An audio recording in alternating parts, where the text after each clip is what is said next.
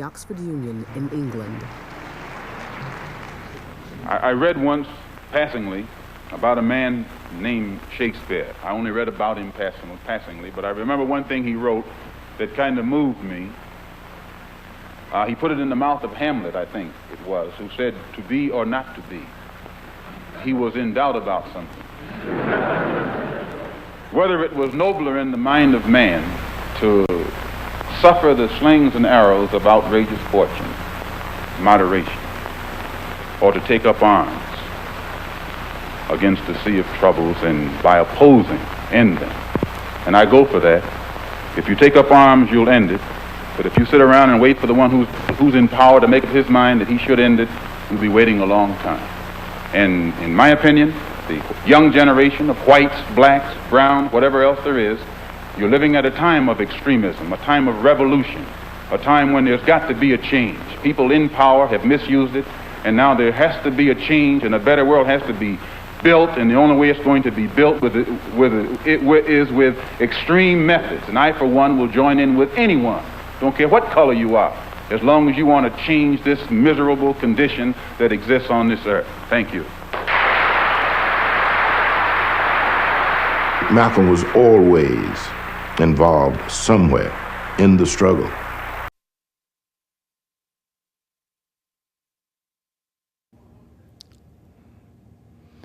Welcome to the Gilchrist Experience. Today's guests, Owen Rogers and Iesha Sakou is on her way. We're going to talk about occupying the corners.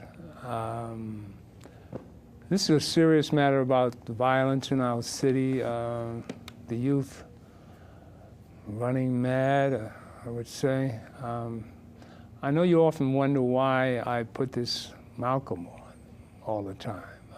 He was my hero, and he died by violence. People were suspicious whether it was a fight amongst us, as far as I'm concerned. It was over, well, we won't go into all that, but, well, Owen Rogers to the show. Give us your idea how Malcolm affected you before we go into Occupy the Corners. Malcolm was, for many of us, a sterling picture of black manhood. He stood tall and he wouldn't take no stuff. Mm-hmm. He went toe-to-toe with the white man and said, you know, if this is what I have to do, this is what I have to do.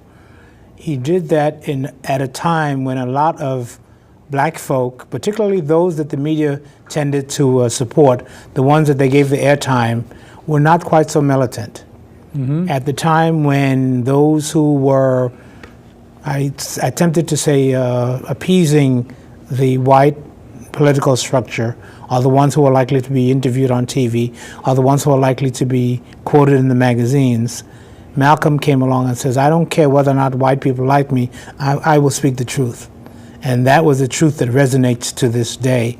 And a great many of us, young and old, we were energized by his boldness, by his manliness at a time when, again, being black and male was seen as being a threat to white mm-hmm. authority. And he gave us the example of how you can be strong, you can be black, and you can survive and be an example to your people no matter what white people thought about you. Well, what about his ending here? The piece we just watched, he's saying, I don't care what color you are, I will work with anybody. Well, the evolution, and this is interesting because right? The evolution of Malcolm X is something that's worthy of study. Yeah. And the book, though the book, the autobiography was a bestseller, that, like a great many things that we hear today, that came about after his death. Mm-hmm. Malcolm, while he was alive, there were people who despised him. There were black folk who would not be in the same room with him. There were people in Harlem, there were ministers in Harlem who would not allow their churches to be used for his memorial, for his funeral at the time of his death. Why was that? They called Malcolm a traitor. They called him a traitor, they called him a loudmouth, they called him a threat, and they felt that he was too militant and that white folks would be angry with them if they let his funeral be held in their churches. Why were they really mad? They were mad because I think in many cases he was threatening what might have been their appeal for funding to the Kennedy and the Johnson. And a lot of black churches to this day want government funding. They're afraid if something happened to Elijah Muhammad, Malcolm would clean up the neighborhoods. A lot of these people were stealing in the movement. Well, this I got from Reverend Kenyatta, his bodyguard. After Malcolm's death, certain truths came out. While he was alive, a lot of stuff was not known while he was alive. After his death and the biography that came out years later, people became more familiar with his story Didn't you and with know the struggle. once you were alive? Not during the time. I didn't know during the time Well, that I was Elijah old Muhammad. enough to understand what was going on. Some of the struggles, but certainly the fighting with the other Muslims, the fighting with the people who were planning to eliminate Malcolm during his lifetime, a lot of that was not known by people outside the Nation of Islam. Well, I heard it from the horse's mouth. Reverend During the Kenyatta. time that Malcolm was still alive. Reverend Kenyatta told me that actually what happened during those days. Uh-huh. 6 or 7 years I spent interviewing him. You know, you can see Reverend Kenyatta of Harlem every Sunday at 5 o'clock at Channel 34. At N.A.N, Manhattan Neighborhood Network. Excellent programs. Right. And again, the stuff that's there, very few people that I know were aware of that before 1965. Right. After Malcolm's death is when those truths came out. So that's part of what is happening. The reaction to Malcolm was based upon his arrogance in front of the media, was based upon the implicit threat, because if you're getting government funding for the Harry U Act, or you're promised government funding for some youth program, and you think that bringing this black militant to your church is going to cost you that funding, a lot of black ministers, they backed up and they did not want to participate in that kind of action that might, and even today that still happens. Well, there are people who don't want to risk losing Bloomberg's funds. There are people. Well, Malcolm remained militant because he knew they had a choice between him and Martin Luther King. You know, so the best of the two was Martin.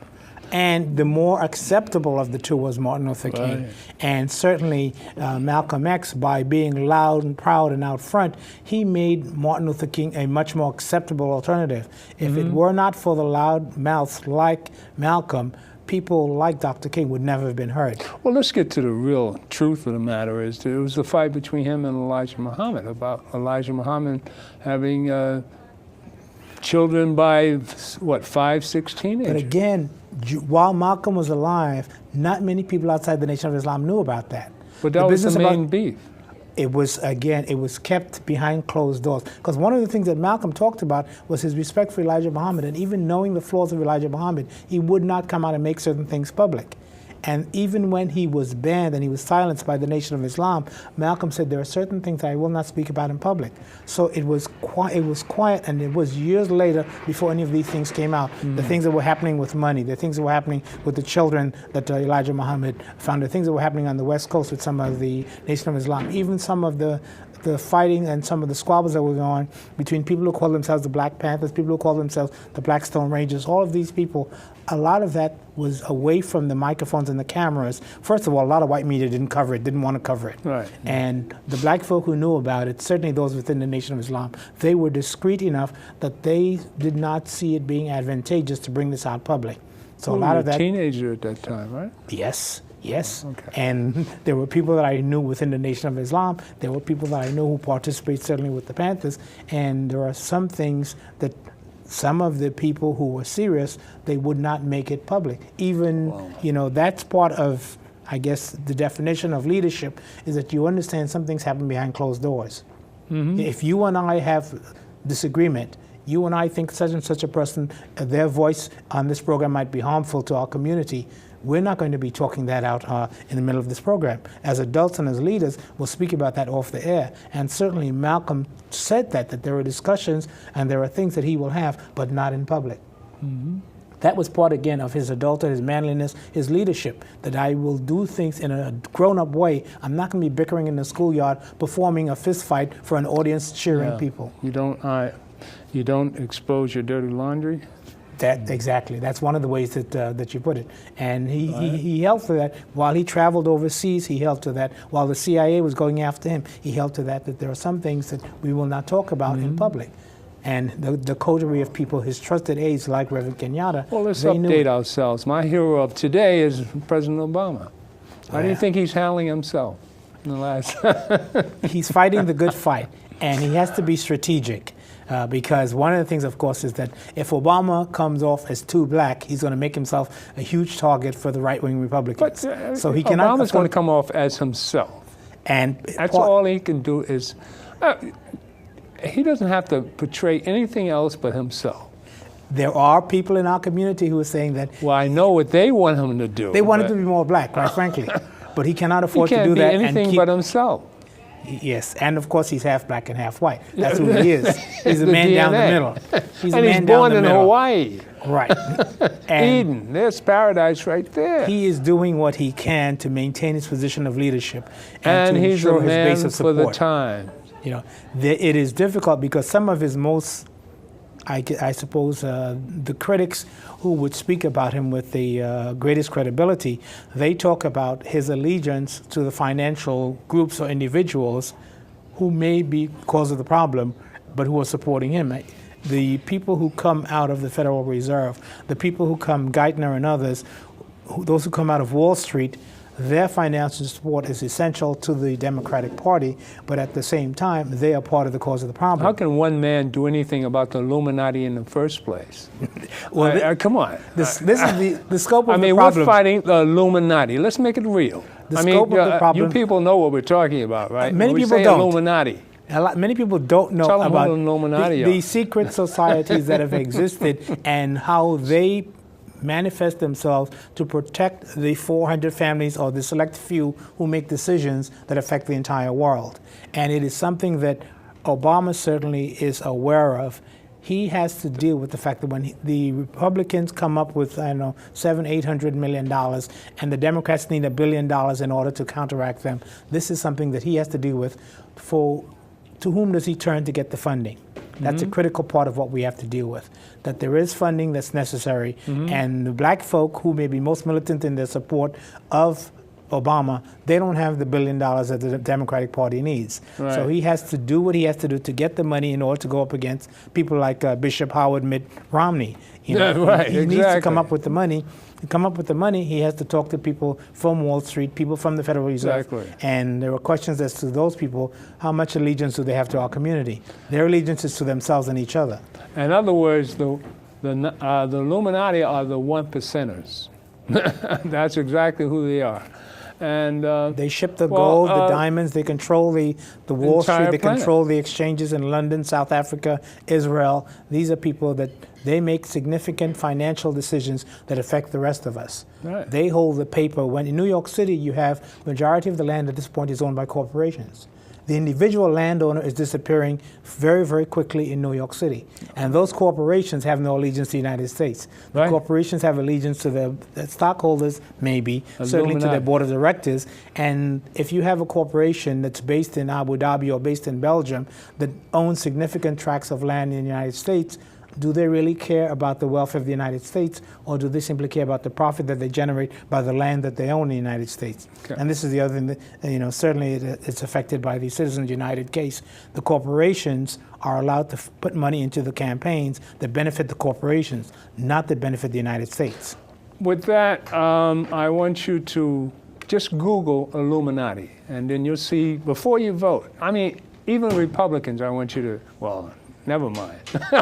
Anybody that's about to vote, just look up Illuminati and you'll see what we're talking about. But let's do a roll-in, and we'll have Iesha come on, and we'll talk about Occupy the Corners. All right? We'll be right back at you.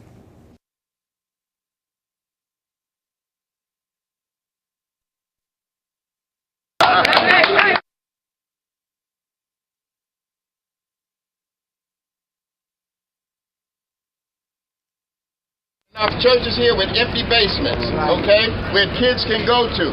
We can ask the churches to put the light on in the churches, in the synagogues, where the light can be, where any young man or woman in trouble can go to, and we can have trained people there to see their needs and be able to shoot them through a system where there are plenty of solutions. Okay, so what am I saying? One, education. What I'm saying to many of the brothers, stop getting high. That's right. Stop getting high. Drugs is not the solution. Weed is not the solution. All right? I smoked a joint twice in my life in my 78 years.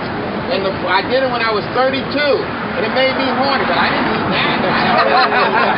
Okay? And one to increase the blood, but that's neither here nor there. What I'm saying to you is that a solution Stop getting high. Stop smoking weed. Okay? And then you'll be able to get your education. All right? Get a trade. No, not a job, but a trade. There are plenty jobs out here for men with high school educations that pay as much as a PhD. I got a sheet of paper, there's 300 jobs on there. But the other thing is, again, thank you for allowing me to speak. I wrote a book, Applying Alcoholics Anonymous Principles to the Disease of Racism. You want to get it? Go to the IsaiahProject.net. IsaiahProject.net, and you find the rest of the solution. Thank you for allowing me to speak. I want to give other people an opportunity. And I'm going to ask that people not go outside the circle and have other conversations. Because what it does is you get your thing off, and then other people don't get hurt. So that's disrespectful. I want to say something. Can we keep the circle, please? Keep some. My name is Anthony Tyrone, and I'm a member of N.A.N, NACP. I've been marching for 20-some odd years. That's right. And I want to say something. This is a circle, and I want to say solutions. Right now, this is beginning of healing. This beginning of a circle of young and old people together. We are a village, and we have to think. It has been said before, but we have to practice that. We have to practice how we treat each other. Solution. How you treat each other is most important. How you think. It's been said, but you have to practice it. If you have a mentality where you, young or old, and you are constantly doing negative things, young or old, it happened in the ancient, it's happening now. There's no different. We think it's a different. When I was in the music business and I was writing lyrics, it was a different time, it's a different generation, but we got to understand we've been tricked. We've been bamboozled. We've been tricked by the music too. We've been tricked by lyrics. So there's some lyrics that can train you to do certain things. I know, I used to write. Okay? So as a village of people, young and old, one of the solutions is practice your history and your culture. Practice your history, your culture, and believe in your God. Because first of all, African Americans, us as a circle, that was our strength. What is your culture? Chinese got 8,000 years of culture. Our culture is in our history. What is your culture? How many people can tell me what's your culture? Name your culture.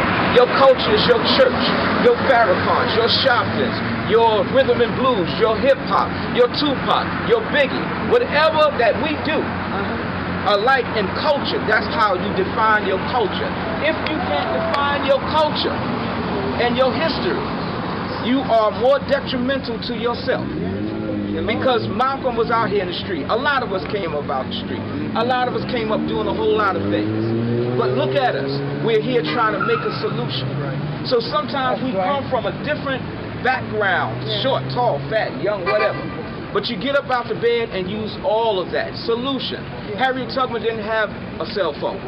She didn't have a Mercedes-Benz. But she made 300 slaves free. And she never got caught. So with that power that our ancestors can do, you know we can do it. We can do it, young and old. We don't have to fight each other about the young. We get together and talk to each other. Walk down the street, talk. Some things I don't know, I have to ask young people. Some things young people have to ask me. So we got to share and socially, mentally get together and talk to each other. And don't let things affect us and say, don't talk to the old. Because a lot of things can come from TV, a lot of things can come from different ways to affect you. Because this generation is our people. We are all the same people. So solutions. Learn to talk to each other. Learn your history and culture. Thank you. Thank you. Welcome to the show, Iesha. Sakou. Now, you know, me being an old man, you know, I find it hard to talk to some young people. I mean, and what disgusts me most is showing the drawers. I mean, and that's just a pig to me. I mean, that's just a slob. I mean, how do you approach it? I mean, just that one alone. Well, one, our young people are approachable. They are, as much as it may seem like they're not, and it seems like they have this hard exterior. That is part of the culture that kind of says, stay away from me. I don't want to be bothered, but they really do. because I do it every day. And the issue with the pants showing, that when the spirit is lifted, so are the pants. And that's a process that comes through engagement. If we don't engage our young people, or we don't get past the feeling it difficult to engage them, like you expressed, tons of folks express that to me as well. Of course. If we don't get past that, we can't speak to them. Right. We can't speak to their spirit. We can't speak to their mind, their heart. We can't speak to them. So we have to not get caught in the exterior that we see, because that's all a facade. It's all fake. It's a fake sense of being hard and cold and don't touch me and I don't care, when they really do care. Well, that's your mother love. You know, you just you're the mom. You're everybody's mommy. But, you know, even Reverend Sharpton loves you to death. I mean, just what you do. Thank you. I mean, it's just so beautiful to see a black woman out there really trying to touch everyone. So you've got the right spirit. So I'm trying to piggyback off that. I think you have the right spirit too. But that's one I can't get over. I just get so angry. And I think sometimes we focus, and it's not just you, because I hear this time and time again, but I think with our young people and the culture, because it's so different than what we grew up with, it goes against almost everything that we were taught, the things that we were disciplined over, the things that we got in trouble over.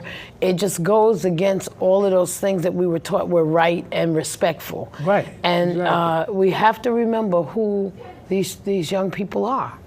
You know, that they were reared very differently, and some of them reared themselves. A lot of them were reared by the music that they hear that tells them to be violent and don't respect their elders and community and culture as we know it, but to take on this other culture that they really don't even know themselves, that's kind of created as they go along. So we have some work to do. And I think that we're a little upset because we got to put in the kind of work that we have to, because we thought we already did that. We thought that the ones that came before us did that, and that you know your generation did that, and I thought that my generation was polishing it off, but that's not what's happening. We have to kind of look back and say, what went wrong? So it takes a 4-year-old kid to get shot in the head in a park. To bring us to our senses? Is this I don't even know if we're to our senses. We're still spending a good amount of time. Fathers are sitting with their sons playing very violent video games while they claim to be about community and about what's right and about rearing their children, but they're sitting and they're playing these games for 6 hours, and then they play again trying to beat the next score and the next score, and it becomes an addiction. Brainwash. Yeah, sure. And next thing you know, even the good kid who is pressured enough has been desensitized just enough to pull a trigger if need be. It's the video games too. The video games is a mechanism to desensitize the spirit and the mind of the person playing the game. There's a gentleman, I think his name is Grossman, and he wrote a book about how the military, and he even worked with the military, to tell them how to desensitize these military men, because they were training them, but they would get on the battlefield and would not pull a trigger. And they would not shoot, and the enemy would be either close at hand, and they would be commanded to shoot and to kill, and they wouldn't. So they took those young men back off the battlefield and had them play video games where they were killing for hours. The drones are a video game. That's it, the identification that some of our young soldiers have. You push a button, you see a puff of smoke. That's the video game, but that's dead people in real life. Right. And you have someone sitting behind a console in the United States someplace, pushing buttons, and the drones are by remote control, killing people half a world away, and they've been inured. This is exactly the point that Sister Sakou is mentioning. They've been inured to the violence and the death and the reality of the blood by these video games, which is the make-believe killing of the video games has become so everyday, so that they cannot distinguish between the make-believe killing of the video games and the real-life killing that is on screen because of the drones that's happening. And some of that comes right back in our neighborhood, because the child who grows up with the toy gun, it's perfectly natural to have a real gun on your hip when you're 14 years old, if for 10 years prior to that you had a toy gun in your hand all the time. And this is some of what we have to be alert to, what we have done. And it goes back, it's interesting because Camille Cosby Her doctoral thesis was on television, on preschool children, and how preschool children are affected by television. And this is one of the things that she talks about. Now, this you're probably talking 20 years ago when Camille Cosby did her doctoral thesis. Television affects our children because it teaches them, it takes away the pain of real death, and it gives them a picture of make-believe death. And that make-believe death is something they accept. And when the time comes, there are children who've been arrested in the streets of New York who literally have thought that I shot him and he's going to get up again. They didn't realize that they took a life that is over, forever, gone. Forever. You know, one point I want to bring out to my audience here, to our audience, is that if you're having problems hearing the sound, which I understand the last month or so, a lot of people haven't been hearing us. Oh, really? Audio problems with the transmission that we didn't know about while we were in studio. All right, so I understand it's fixed, but we're going to put up a number up here, and as you see on the screen, if you can't hear me, call that number, please. All right? We'll leave it up there for a little while so you can, whoever can't hear or sees, let me know, okay? Because we want you to hear us, of course. And we want you to participate in what is the real-life conversation about real-life people, 129th and 7th, 111th and 5th. We're talking about real people, and we're talking about real deaths and real coffins of real young people. Amen. We want you to participate in that and move away from some of that make-believe stuff that's been hurting our communities. As you know, Iesha is on 129th and 7th. 7th Avenue, and we have a surprise for folks this Friday. Okay. We have young folks coming out in hopefully greater numbers, and we are going to make a place for what the young people call a cipher, where they can entertain each other through peaceful poetry, song, dance, R&B. It's what we call one mic because we don't have a blaring audio sound. Okay. We might have a light mic, but the whole idea is to get young people to participate in what's the I Am Peace Project, which means that whatever talent you bring is bringing your peace. And so that your music positively created, your poetry, your spoken word is your peace. Your dance is your peace. So we're asking young people to bring their peace and come in peace to the corner of 129th and 7th Avenue. We begin to gather at 10 o'clock, but we start at 11. There's no alcohol on that corner, no weed smoking on that corner. It's just peace, good energy. We're going to tag up the ground like we usually do with chalk writing I Am Peace, and we'll have a few other things going on, but we want young people to come out, and we also want our community leaders to come back out and see our young people. We want our community members and business owners to do that as well. Last Friday you had quite a crowd. I'm sorry my goodness. I didn't get there. It was such a huge And maybe this crowd. Friday I'll be there with a camera so we can... Well, we're hoping so. We know that we heard from German television and a few other of the networks. And so we would love for you to be there with us. And also other young people, if they have positive material, they are welcome, and adults can come and share. But I want the adults to remember that this is focused on the young people. You got some older folk that come and get mad if they can't perform. We have to remember our young people are first. That it's about them, and then if we have time, the elders. We're going to have the rappers out there? We have a few rappers. Okay. What the young people call putting it in. They're going to get down. We're going to hit foul language? Absolutely not. Okay. We don't get down like that. We have rules that we follow, and one that the music should be uplifting in some way or message oriented, and that there is no use of the N, B, or H word or any word that is degrading to any group of people. There's no reference to people, negative reference to people's gender or sexual orientation. This is about building the mind and building the community and building a network within our community amongst young people that bring back peace. So we don't play that. We were blessed last Friday that there were a dozen people who drove from Detroit, the National Action Network in Detroit, that they spent 12 or 14 hours, however many it is, on the road in the minivan to come to New York to participate, because the same way we have young brothers and sisters who are dying on the streets of New York, the same thing is happening in Detroit, LA, Baltimore, New Orleans, Chicago, and just so that people can understand, it's not a Harlem problem, it's not a New York problem. They were there to lend their voices. Up at 111th Street, we had a couple of sisters from the Caribbean and then one of the mothers from Liberia, and we had, it is something that not just we are concerned about, but we have people who are experiencing similar things elsewhere that they're just as concerned, because sometimes the problem is not attended to, well, that's just a local Harlem problem. No, it's not. No, it's not.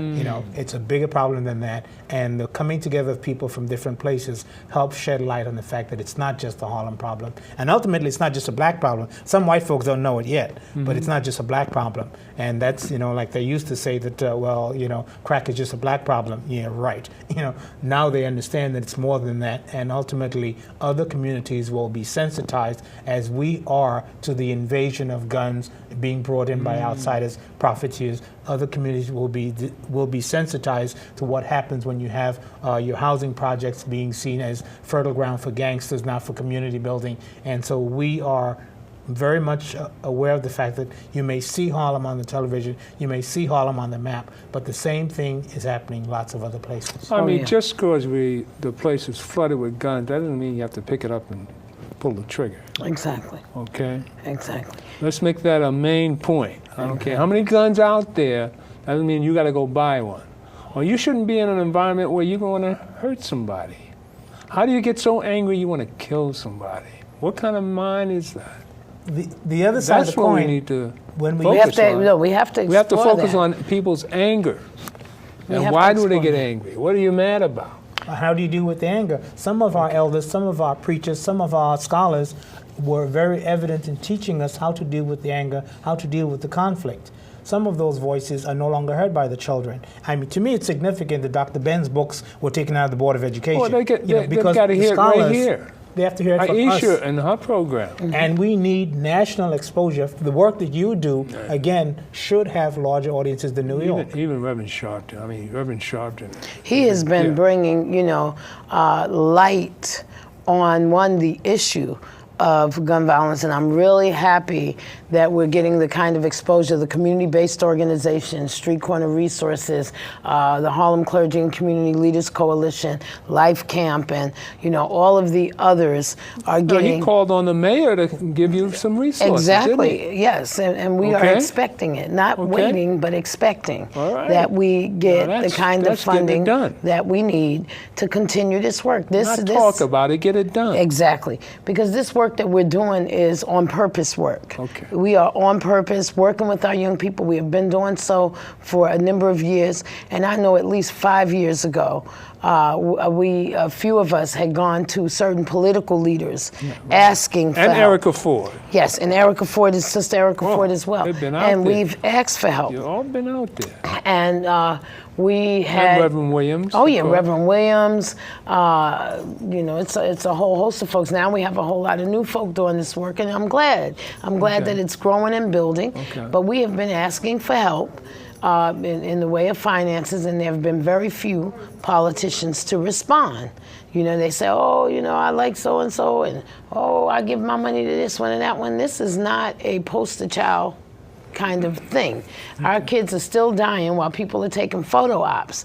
And I don't want to call any names, but I know that Reverend Sharpton said if they don't begin to get up off some funding, that some names will be called. The names will be called. And we have some stories to tell in regards to that. And so folks are now, because this problem has become quite sexy and attractive, of our young people dying, that we see more people coming out and they're taking pictures with the mothers and so forth. But that's not what this is about. This is about prevention, us saving our children's lives and not waiting until our children are dying on the street and shedding their blood in the street. Well, Reverend Sharpton's closing remarks at the funeral were the next mayor is going to be the ones that takes care of our kids. That's right. That takes care of these kids out here. And so we never come to a funeral where a 4-year-old in a park is shot in the head. And that's what it takes for every politician to show up. How to can say you not what be we touched need, by that? and we've been telling them what we need, you know, for a long time. It's not that they don't know. All right, you got your funding. What would be your first approach? Occupy the corner, as we're doing now? Well, Make people aware? Sure. We're seeking funding for a mobile unit that would move throughout the community, making education, employment, and training and other resources mobilely accessible. Okay. So, yes, we would continue to occupy corners. This is not new that we're occupying corners. We've been doing this for the last So you go right into the community and start talking? Yeah, 4 years or so, going into the community, doing outreach, meeting young people right where they are. A mobile unit will give us greater access to our young people. Would you help me set up an N.A.N in Manhattanville? I don't see why not. I would be happy to. More than happy to. We can do that.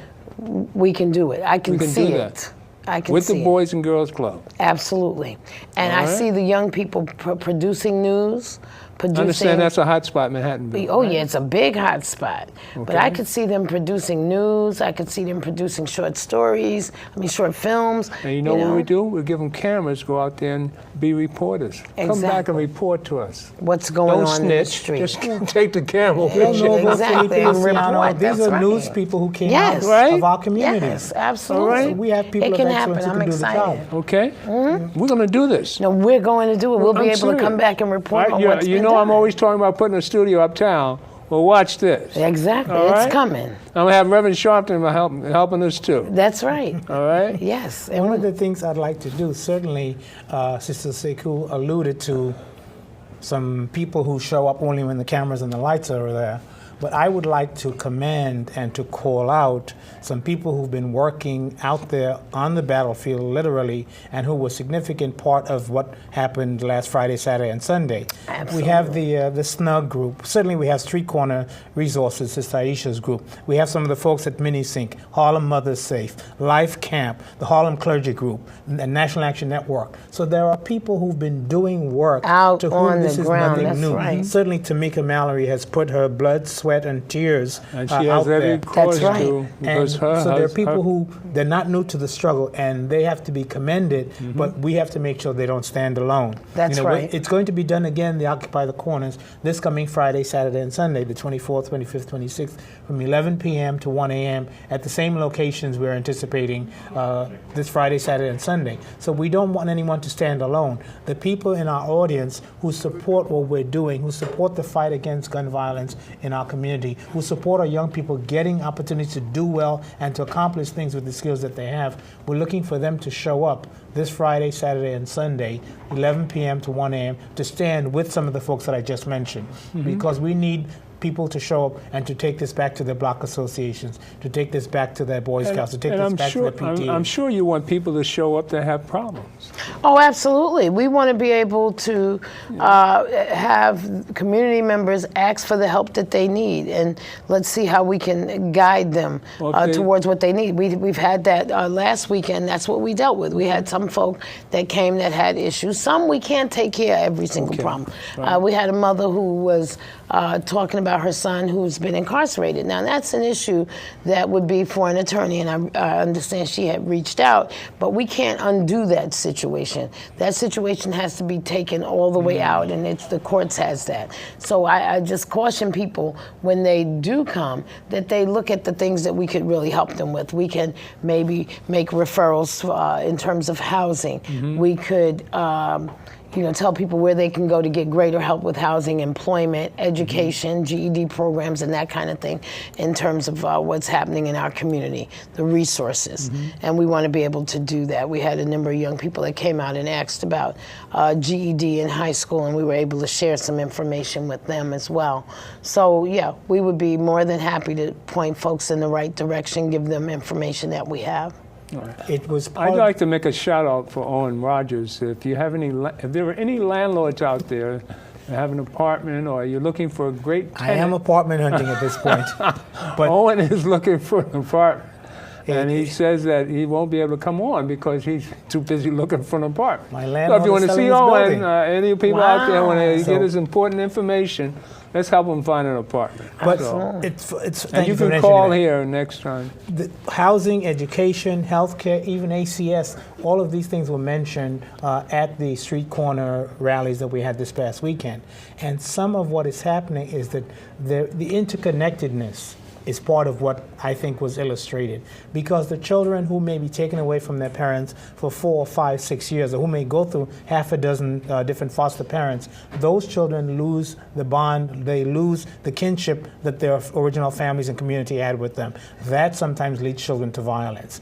You know, that you have people, children, again, the homeless Who are group displaced, is now sure. not just single people. The homeless group, you have families now that are sleeping outside the intake center. You have families that are sleeping in the subway, families that are sleeping in the park, not just individuals. And that has an effect because if you grow up on the streets, you are sometimes either prey or you're the ones that it's easy to recruit into the gangs and into violence. Absolutely. So all of this is tied together. And education, there was a call, people were talking about the profiteers and some of the people who are doing things with education who are making money but not necessarily preparing our children for adulthood.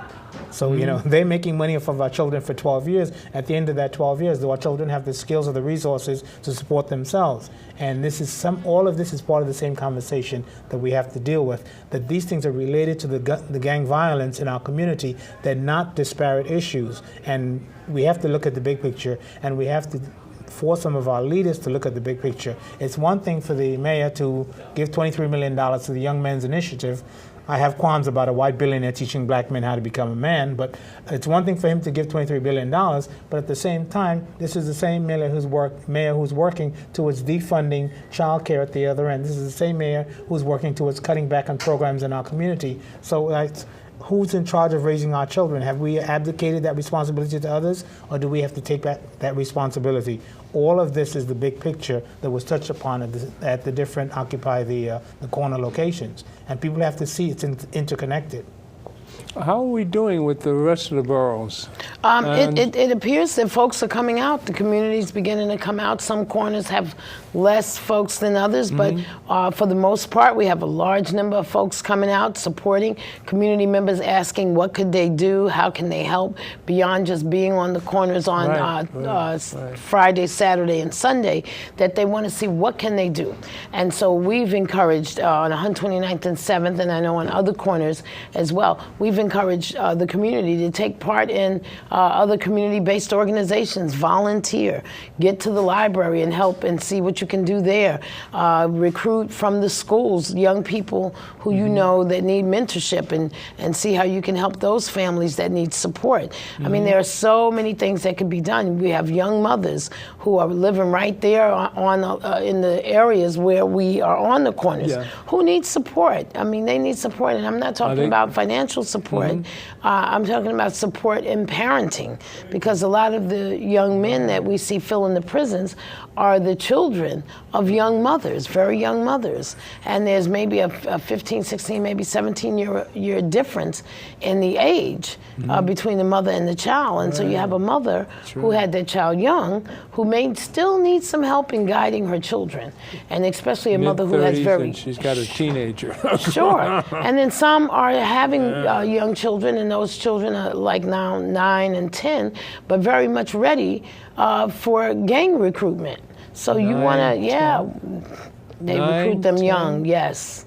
11 years old in some communities. Young people they try to trap me in the gang when I was 11. Part of what happens, of course, is the juveniles carrying guns and drugs tend to face smaller penalties than if you're over 16 carrying guns and drugs. So some criminals know how to use that. And that's part of what, when we were at 129th and Adam Clayton Powell Boulevard, we were right across the street from St. Nicholas houses. When we were at 111th, we were used to be the Foster houses, now it's the Dr. King houses at 115th, 111th and 5th, and then the Wagner houses are over there.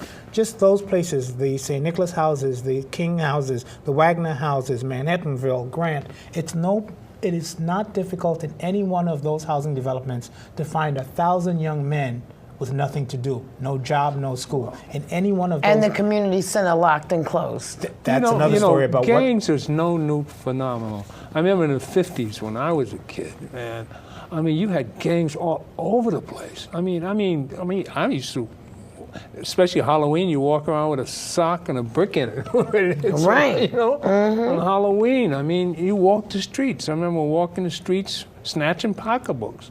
First time I got caught, my father came to the preacher, and I was more afraid of him Than I was the police, right? What was I had a different then is that background, you had the opposite side of the coin. but there were more things available to you back Exactly. then. You had middle class working The class schools were a little who were stronger involved back in the then. Boy Scouts, involved in the PTA, who were counteracting the gang violence 30, 40 years ago. We have a problem now that not enough of our educated black folk, not enough of our middle class, well, a lot of our people are not working, but not enough of our blue collar or civil servants people are there to counteract the gang violence. Because they're afraid of the youth. Sometimes because they don't have a job, sometimes it's because of fear, sometimes it's because the families have broken, sometimes it's because some of our people, they think it's a mark of success. When you make $80,000, you move out of Harlem. That's how you prove you're a success. Whereas before, you prove you're a success by staying there and you inspire other people. So that the counterbalance to gang violence, the solid, stable, moral, adult presence, which was there 30, 40 years ago, some of that is lacking now. And we have to challenge ourselves, and we have to challenge our preachers and our politicians.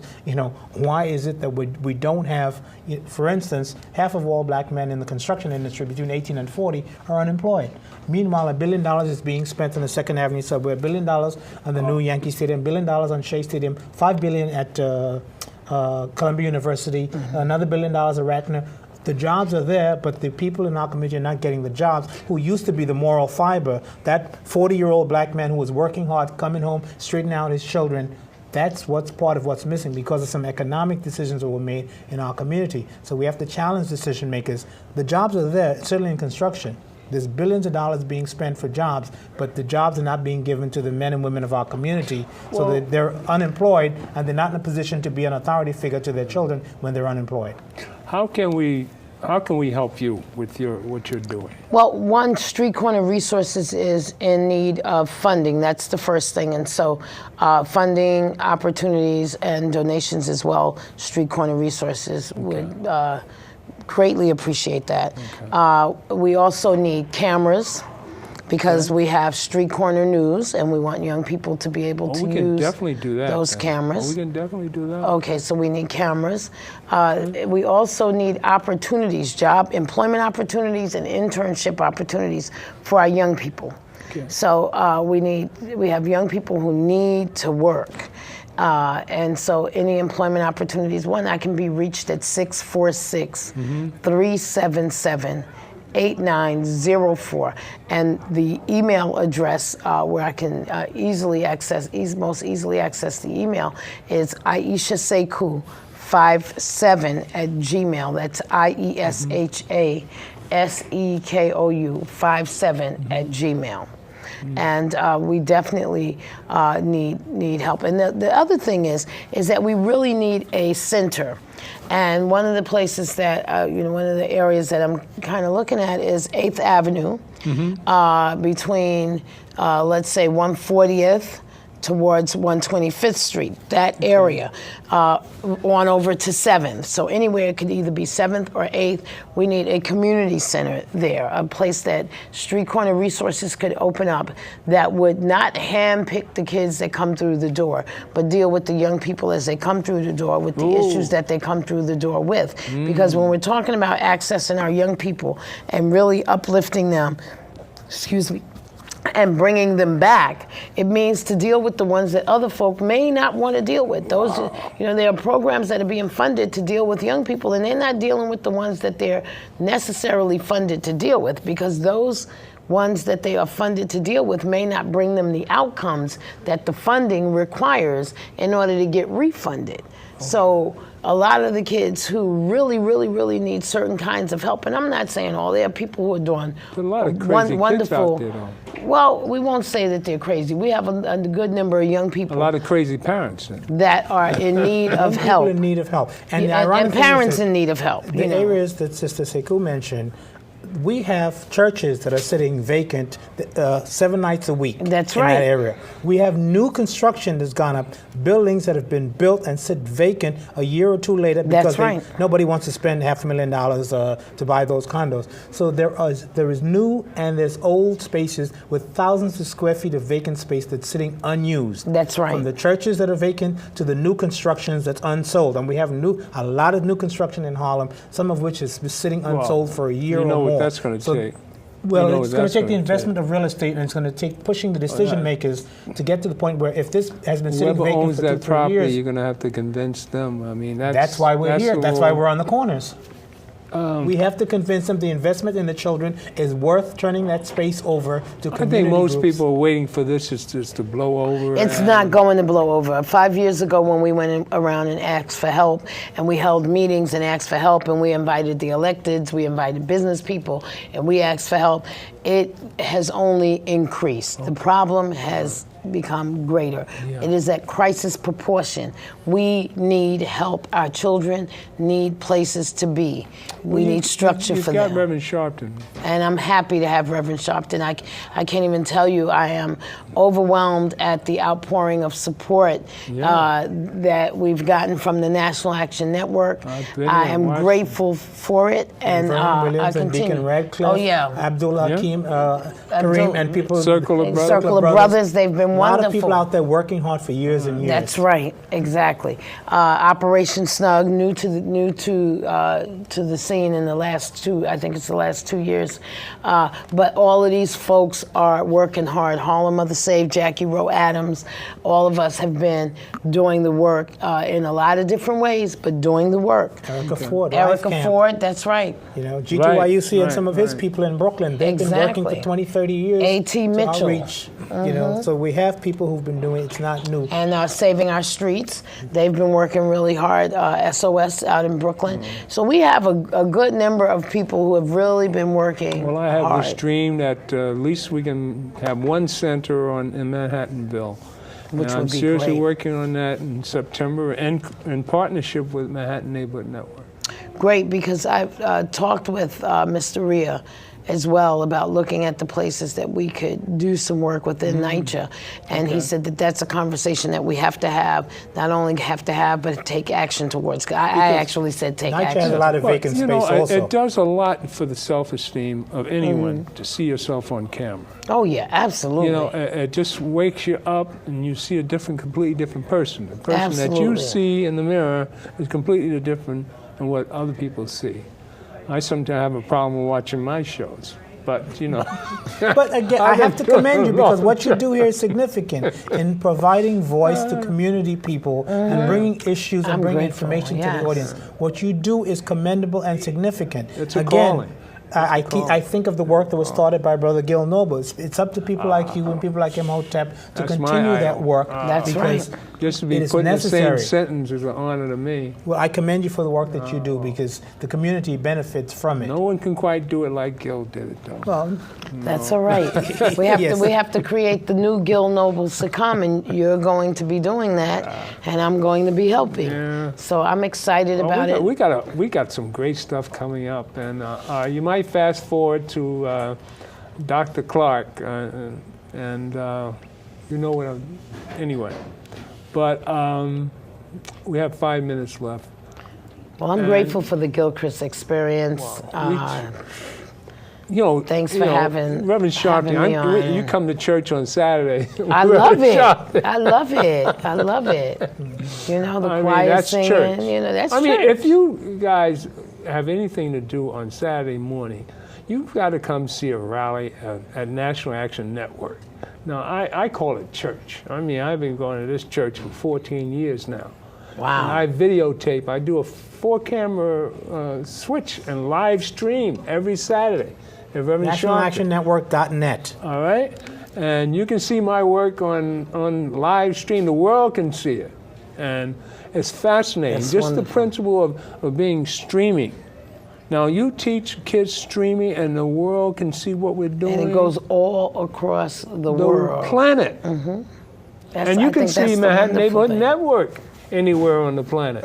This is stream. You can see this anywhere. Wow, I didn't know that. Yeah. Those of you who maybe away from your televisions, mnn.org. This program and